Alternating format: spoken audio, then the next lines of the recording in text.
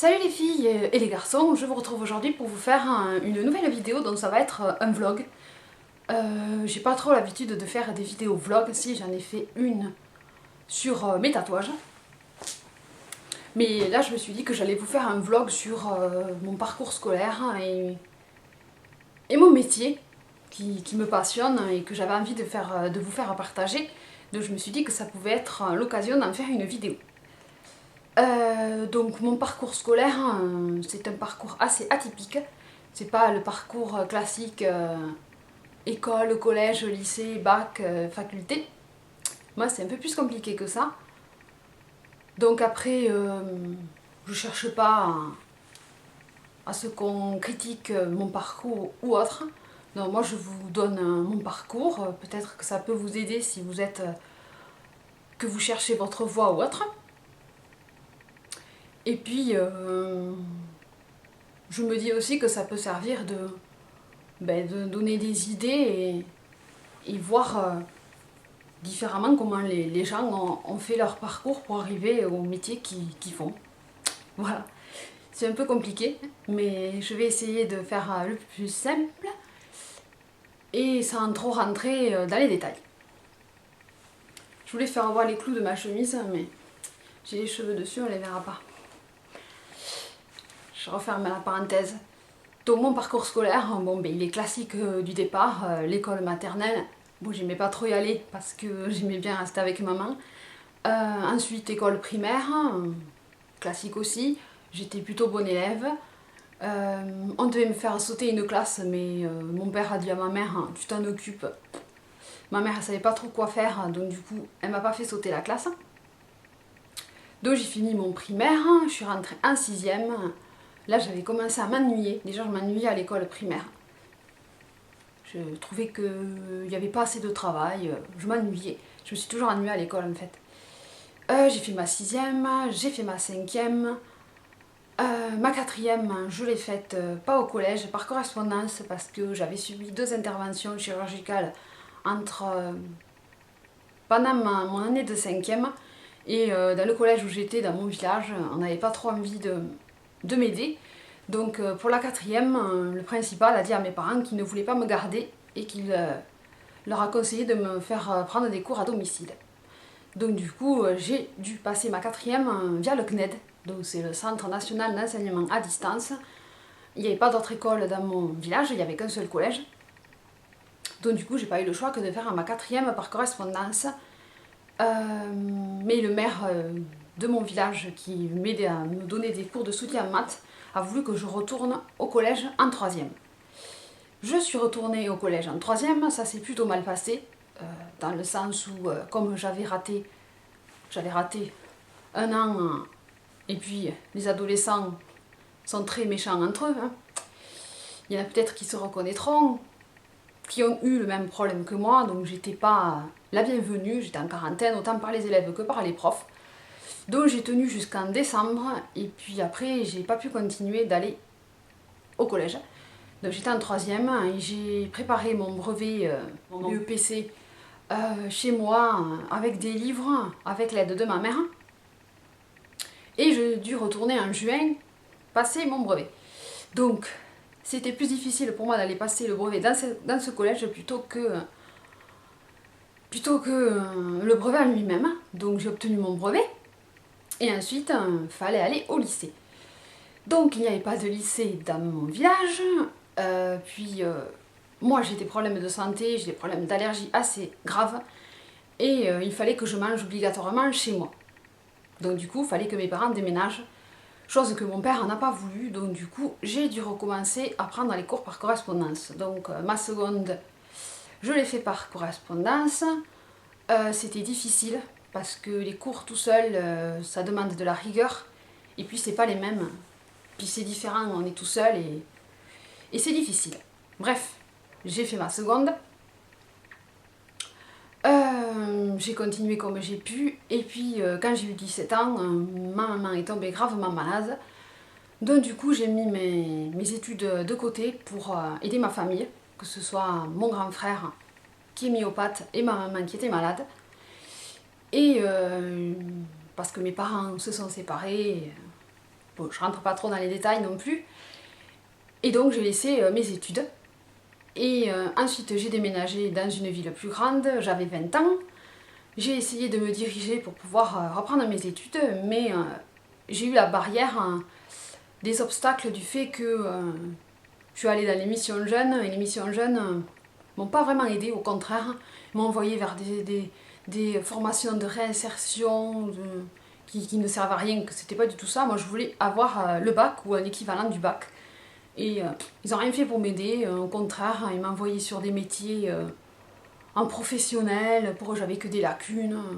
Donc zéro l'accompagnement dans les missions jeunes. Et je me suis acheté un livre, Que faire sans le bac.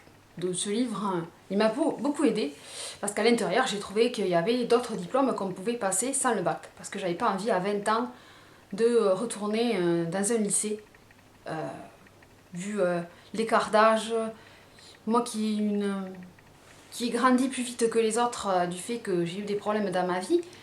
Alors du coup j'ai cherché et j'ai vu qu'il y avait le DAU, le diplôme d'accès aux études universitaires, mais il ne se faisait pas dans la ville où j'étais, bien entendu.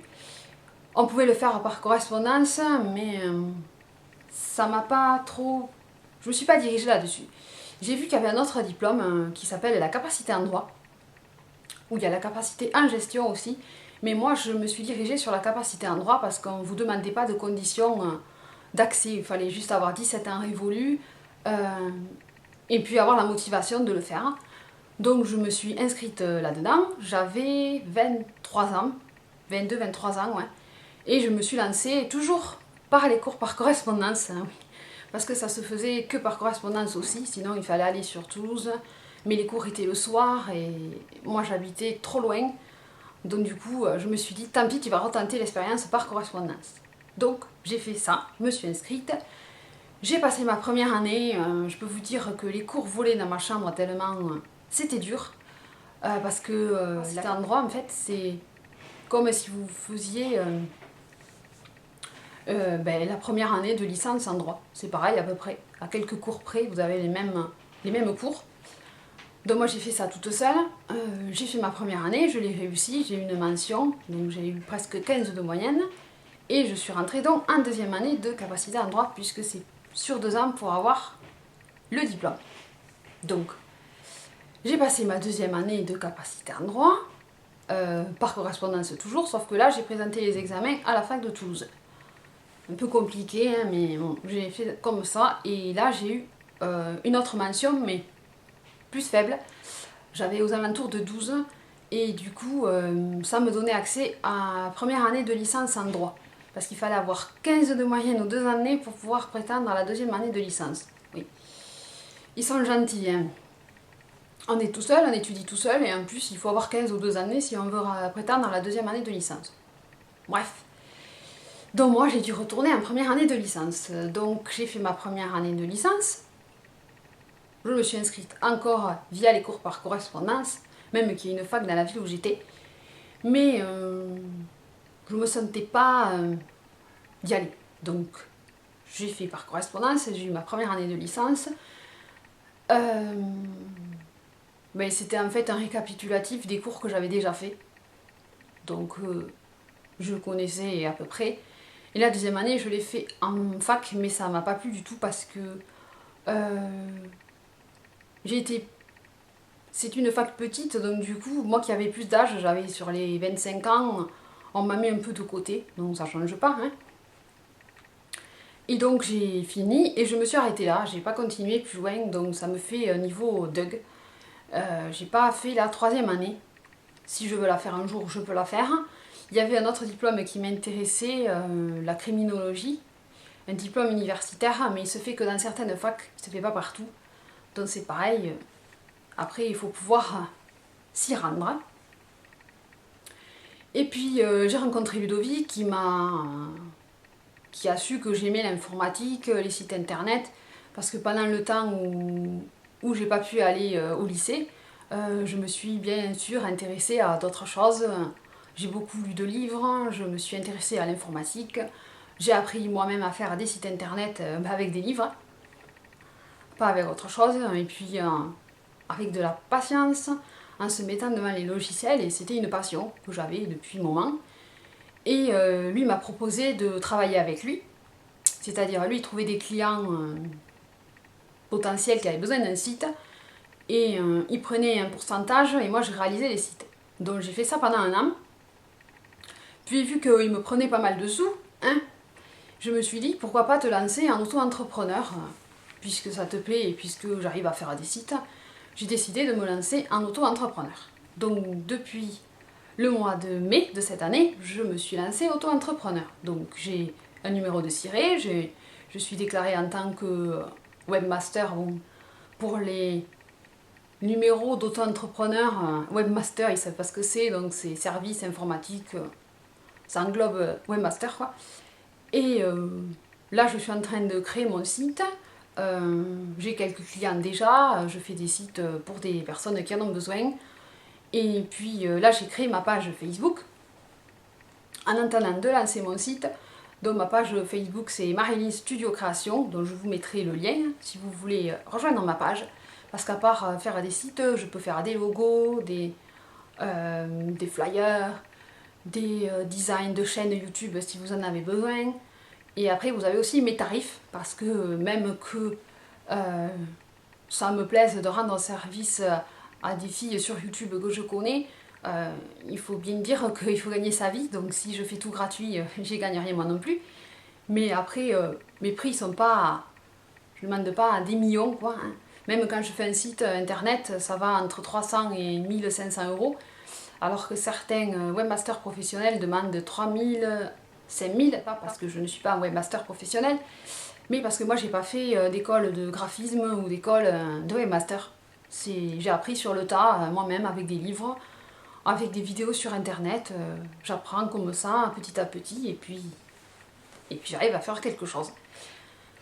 Voilà, donc mon métier, ça consiste à ça, à créer des sites, des designs, tout ce qui a un rapport avec le graphisme. Même si j'aimerais faire une formation là-dessus pour mieux apprendre à me servir de certains logiciels. Mais les formations là-dessus sont assez chères. Même les écoles à distance, quand je vois le prix, 3000 euros sur une année, c'est cher. Donc du coup, pour l'instant, je fais avec des bouquins et avec mon envie et ce qui me plaît. Donc voilà pourquoi je suis partie dans ça, mais j'aurais pu continuer dans le droit, mais le droit, c'est sûr que c'est une matière qui est intéressante, on apprend beaucoup de choses, mais c'est le fait de comment s'appliquer qui m'a pas... Au bout d'un moment, j'ai pas trop accroché, parce que je sais pas comment expliquer. On voit que sur les papiers c'est bien joli, mais quand on voit comment c'est appliqué, ce n'est pas appliqué pareil que comme dans les livres, c'est sûr. Mais le DU de criminologie, si j'ai envie de le faire, pourquoi pas, j'ai que 27 ans, si je veux me relancer là-dedans, je pourrais. Même qu'on dise 27 ans, ouais t'es vieille pour reprendre des études. Mais pour moi on n'est jamais vieux pour reprendre des études, au contraire. Et puis les cours par correspondance, si j'en parle un peu plus en approfondi, c'est difficile parce que ça demande davantage de...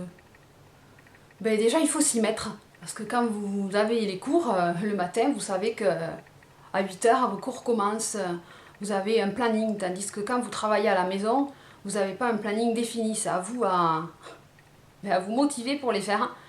Moi je sais que j'habitais plein centre-ville, donc du coup mes cours je les faisais le soir, tard, très tard même, parce que la journée il y avait du bruit, j'arrivais pas à me concentrer parce que c'était des cours sur CD. Donc en fait vous mettiez le CD dans un lecteur de CD, hein, ou dans l'ordinateur, et vous écoutiez les cours comme si vous aviez le prof, sauf que vous avez le prof virtuellement. C'est le prof, il parle, il endort. Des fois la voix passe pas, je saoulais ma famille avec les cours parce qu'ils les entendaient autant que moi. Mais du coup c'est pas facile, il y en a je sais qui se disent « Ah ouais, tu fais des cours par correspondance, c'est cool parce que tu les fais chez toi, tu fais quand tu veux ». Mais non, on les fait pas quand on veut, on a des heures, on a des devoirs et après on a à la fin un examen, donc si on n'a pas bien étudié, et on n'a pas non plus de TD comme on peut avoir à la fac où ça nous permet de mieux comprendre le cours, là c'est à faire tout seul. Donc vous vous retrouvez avec des livres et des livres, c'est pas pour vous dégoûter des cours par correspondance, hein, c'est que j'en ai tellement eu que je sais. Et au départ, on se dit ouais, ça va être génial, et puis quand on y est devant, ben moi j'ai pleuré. Voilà, donc j'ai eu le soutien de ma mère, de mon frère. Sinon, j'aurais pas continué parce que c'était difficile, mais j'ai réussi quand même à avoir ma capacité en droit, donc ça m'a permis de reprendre confiance en moi, moi qui n'avais pas eu de bac, qui n'avais pas eu la possibilité de le présenter. Ce diplôme-là, il m'a permis de voir que j'étais pas comme on avait l'air de me faire passer quand j'étais allée dans l'émission Jeune, que j'étais naze, quoi. Voilà. Donc c'était difficile, mais ça en valait la peine de le faire. Et je l'ai réussi, donc c'est d'autant plus gratifiant de réussir parce qu'on se dit que si on n'y arrive pas, on dit toujours qu'il faut en tirer des conclusions de nos échecs. Mais là, si j'avais échoué, j'aurais été déçue de moi même. Mais j'ai réussi, donc voilà. Que dire d'autre, hein. Le droit, ça m'a permis de connaître d'autres choses. Mais ce qui me plaît, c'est l'informatique et j'aimerais vraiment me développer davantage dans tout ce qui est site ou application pour téléphone. Ça me plairait et je me donnerai les moyens pour y arriver. Voilà. Donc si vous voulez rejoindre ma page professionnelle, le lien est dans la barre d'infos. Pour mes autres pages, vous savez où sont aussi, vous avez tous les liens. Et puis si vous avez besoin de moi pour de l'informatique, des dépannages, des logos ou autres, hein, ben, vous me demandez aussi. Et puis voilà ce que je voulais dire dans cette vidéo. Après, je cherche pas à ce qu'on me plaigne ou à ce qu'on me critique mon parcours. Chacun a son parcours. Moi, le mien, il est atypique.